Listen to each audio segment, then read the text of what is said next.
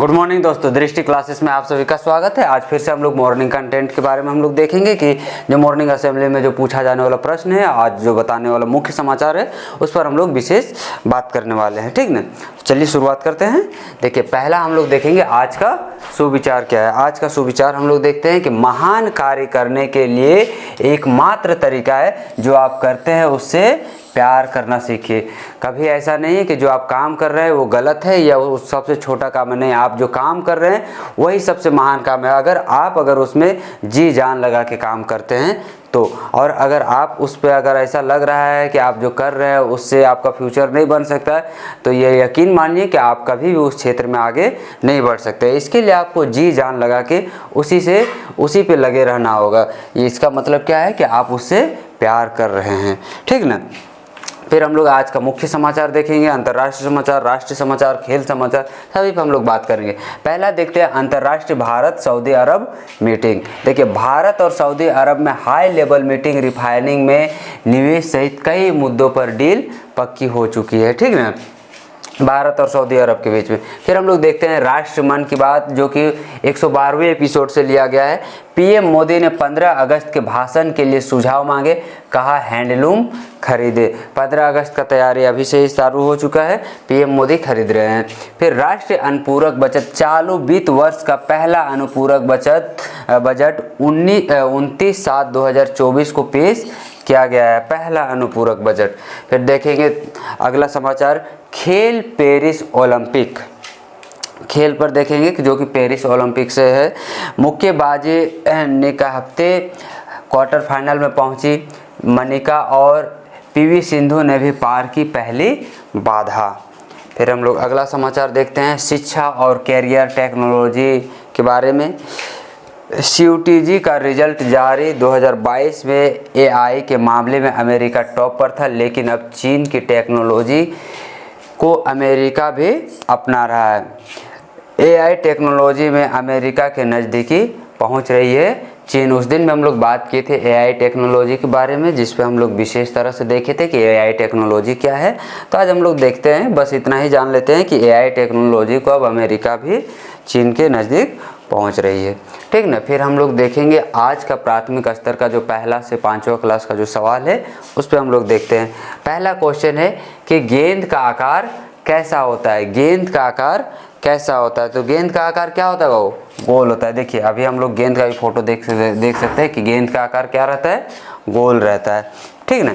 फिर हम लोग दूसरा देखते हैं, 5 के बाद कौन सी संख्या आती है? अगर हम लोग लिखते हैं 1 2 3 4 5, तो 5 के बाद कौन सी संख्या आती है? 6। तो इसका सही जवाब क्या हो जाएगा? 6। ठीक ना, इसका सही जवाब क्या है? 6। फिर हम लोग अगला क्वेश्चन देखते हैं कि क्षेत्रफल के दृष्टिकोण से भारत का सबसे बड़ा राज्य कौन सा है? एक होता है कि जनसंख्या की दृष्टि से, एक होता है क्षेत्रफल की दृष्टि।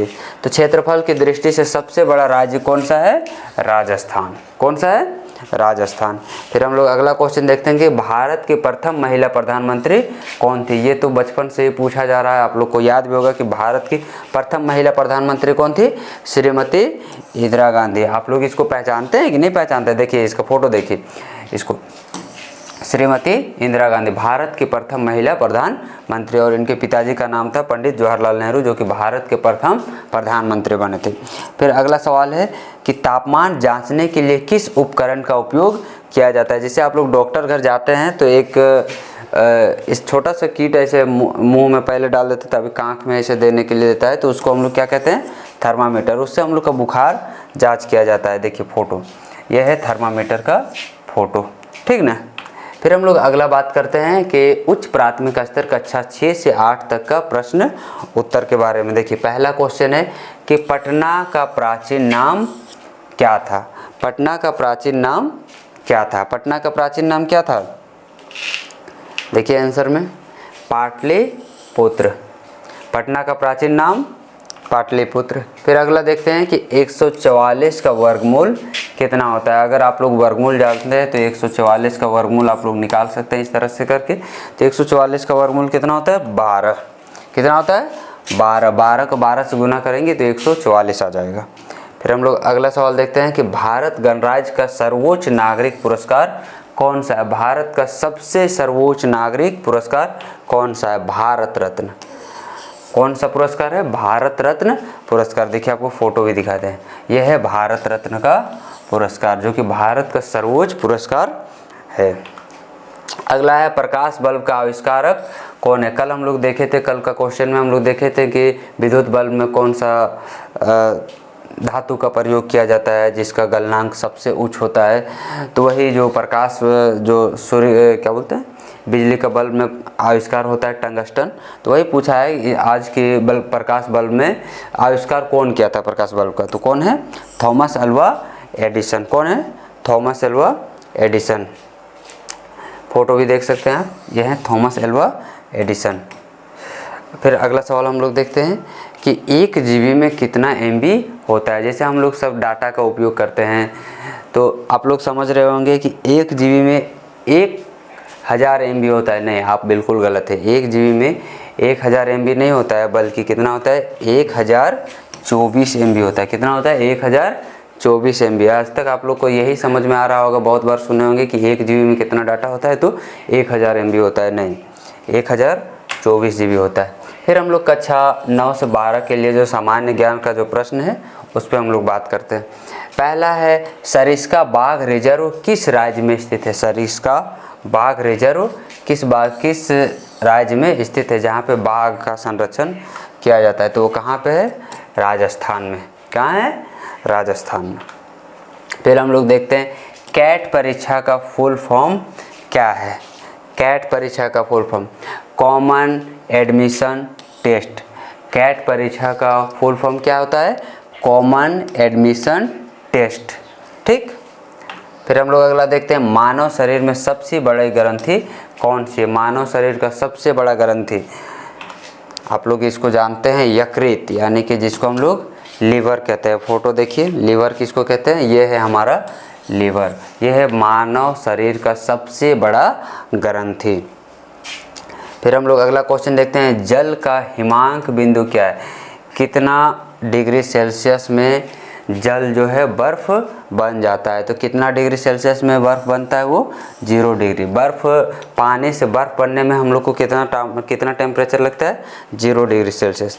फिर अगला है भारत ने 2024 में किस शहर में G20 शिखर सम्मेलन की मेज़बानी की थी? तो कहाँ पे किया था? नई दिल्ली में। G20 शिखर सम्मेलन का मेज़बानी कहाँ हुआ था?